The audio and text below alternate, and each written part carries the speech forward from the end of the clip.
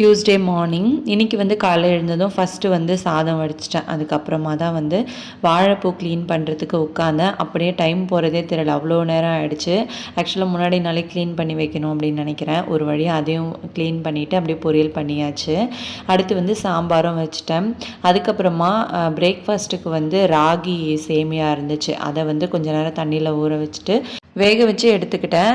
அதுக்கப்புறமா ஒரு குக்கரில் கார்ன் வந்து வேக வச்சுருந்தேன். இது வந்து 11 o'clock போல் ஸ்நாக்ஸ் மாதிரி எடுத்துக்கலாம் அப்படின்னு சொல்லிட்டு இதையுமே வந்து நல்லா ஆற வச்சுட்டு அதுக்கப்புறம் கட் பண்ணி பாக்ஸில் போட்டுட்டேன்.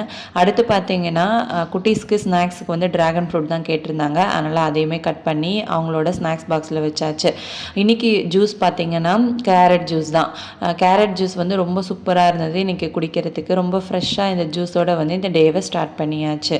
வேக வச்ச இந்த ராகி சேமியாவை எண்ணெய், கடுகு, வெங்காயம் இதெல்லாமே போட்டு தாளிப்பு கொடுத்து ரெடி பண்ணி வச்சாச்சு.